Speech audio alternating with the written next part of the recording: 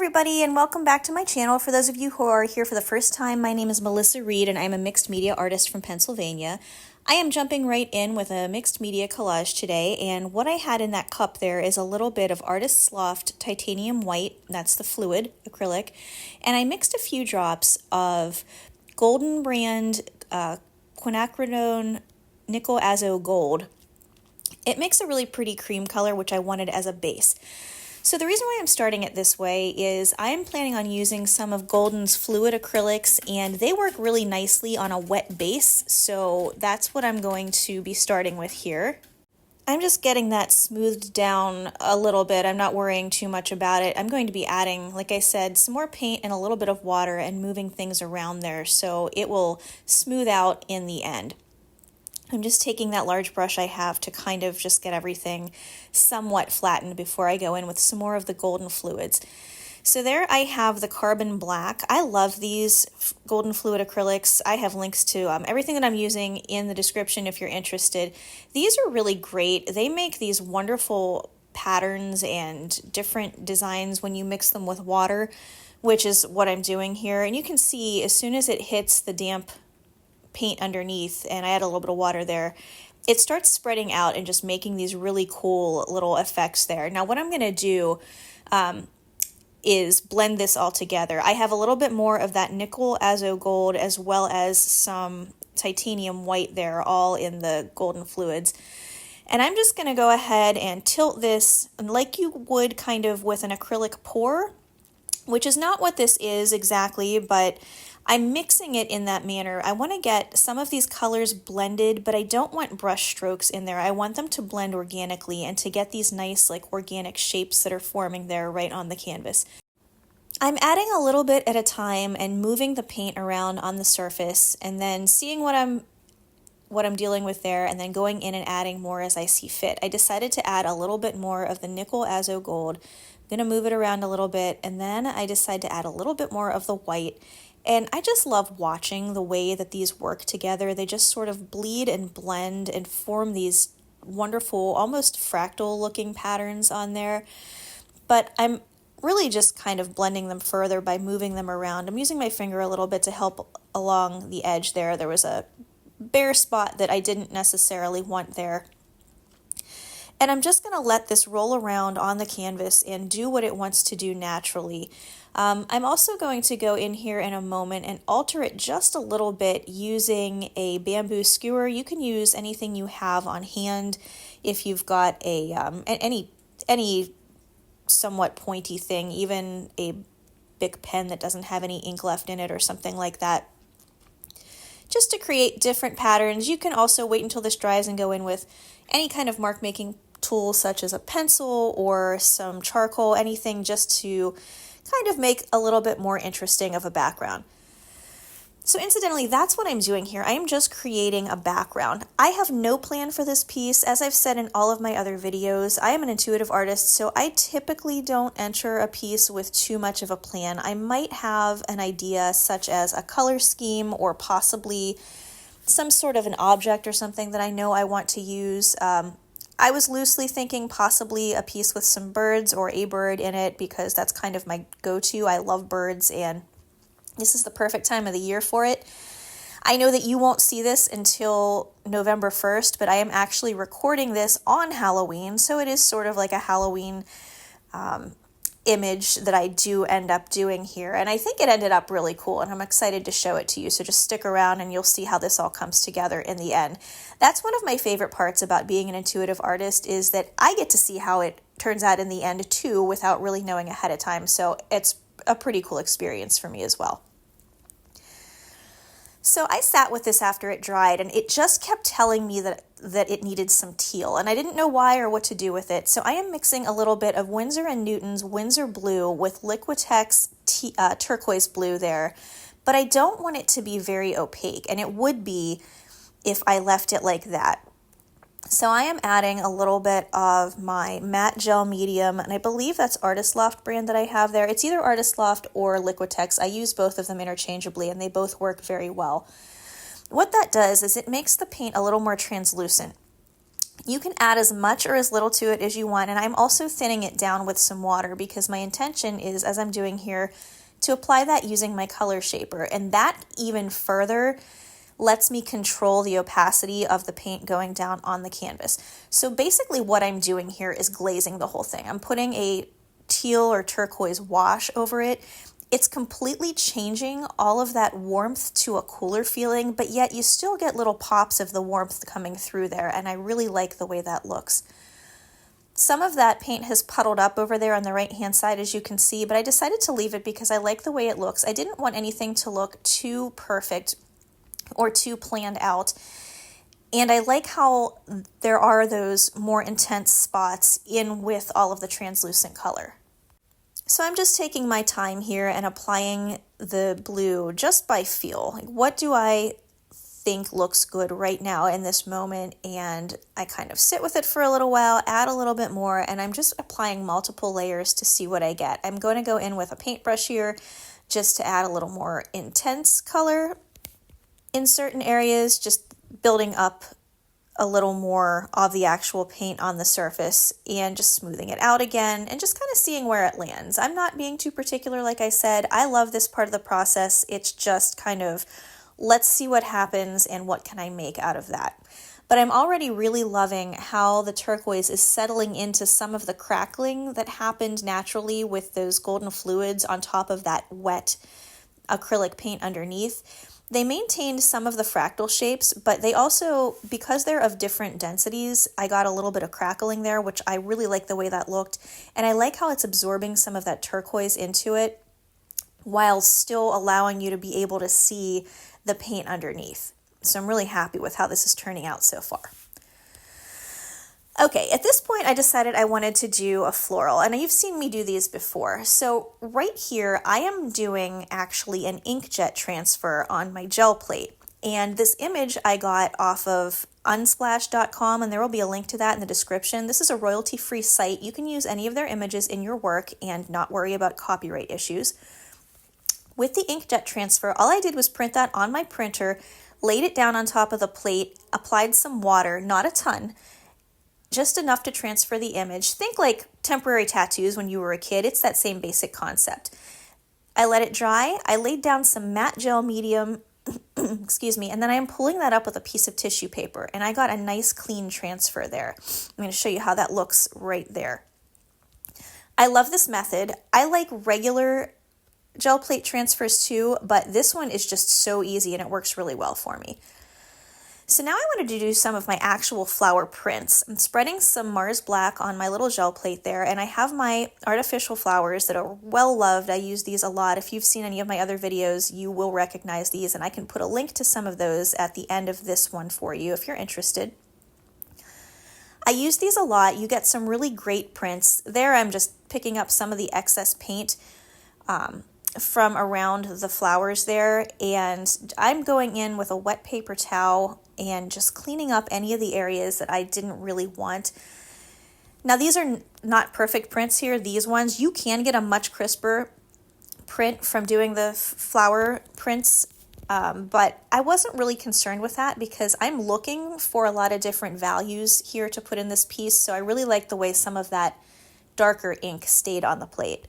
Again, I am lifting that with some of my matte gel medium. The reason I'm using that as opposed to another acrylic paint, which I could also use, is that I want that to be a nice clear background. I don't want to be able to see anything there, and that will achieve that with the matte gel medium on the tissue paper.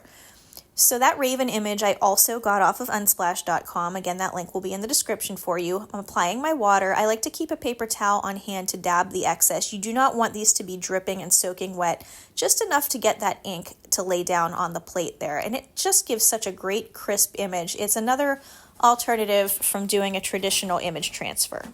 The benefit of doing the inkjet transfers is you have a lot more options for very quickly getting your own images out if you do not have a laser printer, which I do not.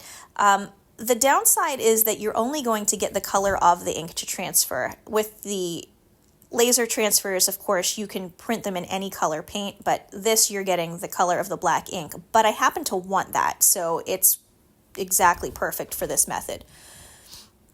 So now I've got my bird and several flowers that I did there, and I'm going to just start working with some placement.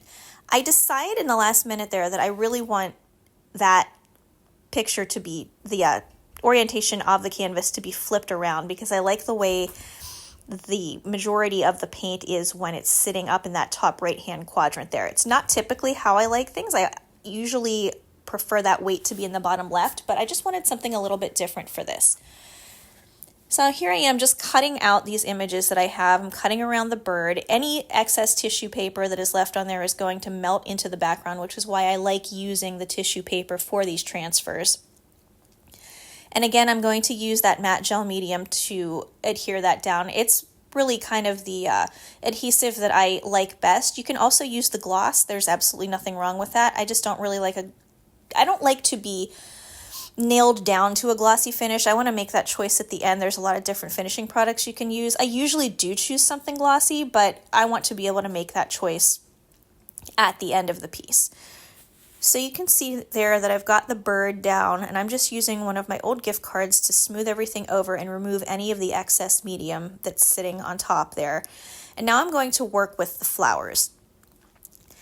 So you saw that I cut the bird out. I'm not actually really cutting the flowers out at all. This one I'm just kind of going in and adhering it down as is, and I'm going to work with what I've got left there. You can also tear by hand each individual flower out if you want, and that's what I do with some of the larger ones. It's just a matter of preference. Like I said, you're really not going to see the edges too much anyway because of the tissue. Once you adhere it down to the canvas, it's going to basically disappear. You can see it if you are really looking for it up close, but for the most part, it just goes away and you're not going to be able to tell anyway. So whatever works for you is the right way to do things. When you're doing collage work, make sure that you put enough of the medium down. I always put a good layer on the bottom, and then I go back over it again on the top as well, just to make sure that everything is good and saturated. Right here, I'm using this little bamboo skewer that I keep around for very many different reasons. This is actually pulling away some of the paper from the canvas there, and I like that in case I get any hard lines that I don't want there, I can just go in and it kind of eats up the edge and makes it a little more organic looking. So I know I want some flowers over there on the bottom left hand side, but I'm not sure yet. I was thinking about doing some more of these little daisies, which I really like. That pattern is great, but ultimately I ended up deciding to use some of the larger flowers that I took prints of from my artificial flowers, and I'll show you in a minute here how those are going to look. Now, incidentally, I'm going to be putting the first flower down here, and you can see I'm tearing this one by hand. I don't know what happened, but when I was putting this video together, the next clip that I had recorded, the file somehow got corrupted. I don't even necessarily know how that happens or what happens. I'm not very technologically smart when it comes to stuff like that. But for some reason, it was not letting me import the clip. So I'm going to walk you through what I did. You really didn't miss a whole lot. In fact, everything that I did on that clip is something that I have done somewhere else in the video. I do apologize for that. I do not know why that happens. I recorded it the exact same way that I recorded everything else, but my phone just decided that that one wasn't going to be seen. So before I go into any of that, once I get those flowers down there, I decide that I want to go in and do a little work on this bird. I didn't really want to leave the image exactly as I had put it down there for a couple of reasons. One, you couldn't really see it that well, and also I wanted to make it a little bit more my own. So I'm going to go in and do some of my own shading there and just darken it up a little bit and make it stand out a little bit from the background. And I do end up going in again at the end and doing even more of this to push that further. But I'm just going in to define some of the wing feathers there and some of the feathers around the neck. I'm not drawing in each individual feather. That's not what this piece is about. I just wanted to get a little more definition there and do a little bit of my own shading. I also am doing this on that large flower too. I decided to leave the smaller daisies as is. I kind of like the way they're faded, but I just wanted the big one to stand out right there up against the bird. Here again, I'm going in with a charcoal pencil just because I can get larger swatches of the color down there a little bit faster.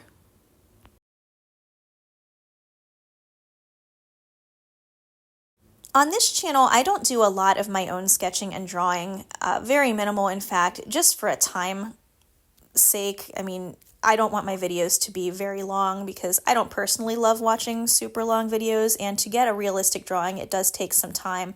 So that's why I have focused largely just on collage here, but I do like to go in and add my own touches to them and make it feel a little bit more like my own work.